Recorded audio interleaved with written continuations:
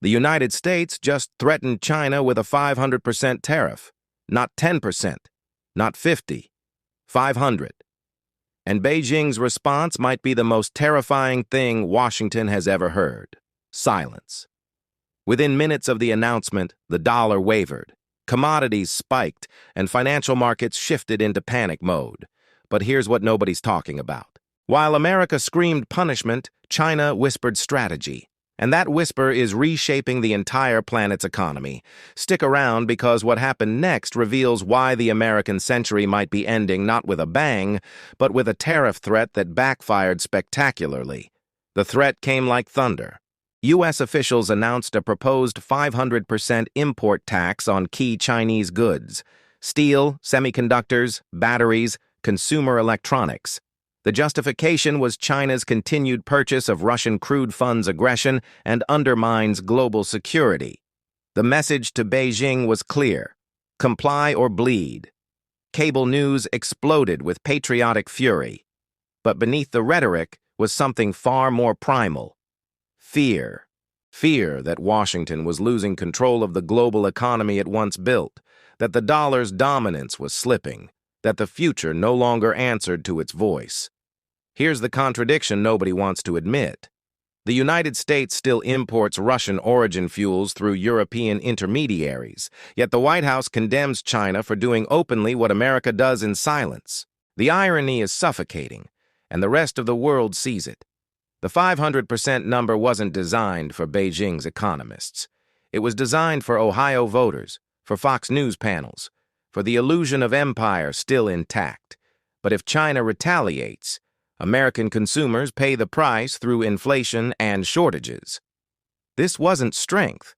This was desperation dressed as policy. Then came Beijing's response, or rather the lack of one. No counter-threat, no retaliation, just a brief line from China's foreign ministry. China conducts its trade according to international law and mutual benefit. 90 words, clinical, deliberate, almost tranquil. That silence rattled Washington more than any speech could, because in that silence lies power. When an empire screams, it is no longer confident. When Washington speaks, it roars. When Beijing responds, it whispers. Behind closed doors, China's Politburo met. Reports suggest advisors framed the American tariff threat as proof of U.S. strategic exhaustion. One insider reportedly said the U.S. is no longer managing globalization. It's managing decline. Power that shouts reveals its insecurity. Power that remains calm demonstrates endurance. While Treasury officials drafted press releases, Chinese diplomats in Moscow, Tehran, and Riyadh signed new supply contracts. Not in dollars, in yuan. Oil for technology, gas for infrastructure. A new trading pattern was taking shape. Within days, over 20 countries expressed interest in joining Beijing's alternative oil payment network. The Petro Yuan was no longer theoretical. It was operational. Washington's attempt to punish China was accelerating the very shift it feared most: the end of dollar dominance. The response from America's own allies was telling. In Brussels, European ministers convened emergency sessions. Germany's export sector begged for calm. A senior EU diplomat leaked to Reuters, "We used to fear Soviet tanks. Now we fear American tariffs." Even allies were exhausted. Across the global south, the reaction was sharper. Nigeria's finance minister said you can't preach free markets while punishing trade partners for buying cheaper oil. India quietly expanded Russian imports. Latin America accelerated dedollarization. Saudi and Emirati officials fast-tracked yuan-based oil sales.